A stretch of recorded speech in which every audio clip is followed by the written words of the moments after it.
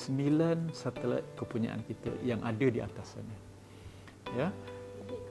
Milik kerajaan, di dalam perundangan peringkat antarabangsa, satelit yang dilancarkan ke angkasa lepas sama ada oleh individu,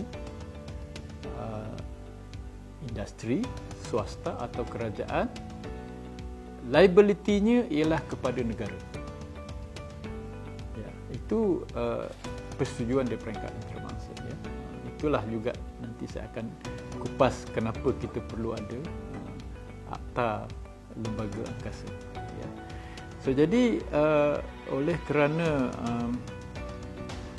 kita ada 9 yang di atas sana, hanya 2 yang masih beroperasi. Yang lain telah mencapai ke peringkat hayat mereka, ya, dan tidak lagi beroperasi. Tetapi mereka, satelit-satelit ini masih berada di orbitnya, di angkasa lepas, dan ia perlu dipantau dari masa ke semasa untuk mengelakkan sebarang kejadian yang tidak diingini. Sebagai contoh, pelanggaran antara satelit dengan satelit, ataupun ia menjadi debris kepada ruang angkasa di atas sana yang tidak dikawal, ya, dan akhirnya akan mencetuskan bencana.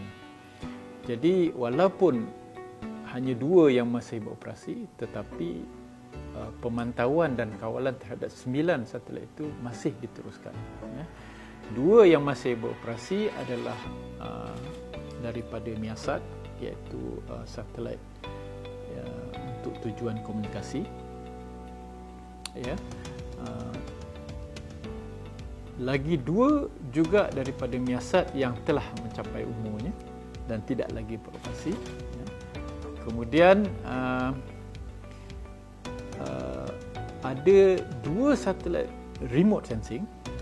Ya, ada 2 satelit remote sensing yang kita namakan sebagai Tiongsak dan Razaksat, yang telah juga sampai ke hujung hayatnya dan tidak lagi beroperasi seperti mana yang kita inginkan. Dan ada 2 satelit lagi, ialah satelit jenis nano, iaitu jenis yang kecil, yang dilancarkan oleh sebuah syarikat kita dan universiti, sebuah universiti tempatan.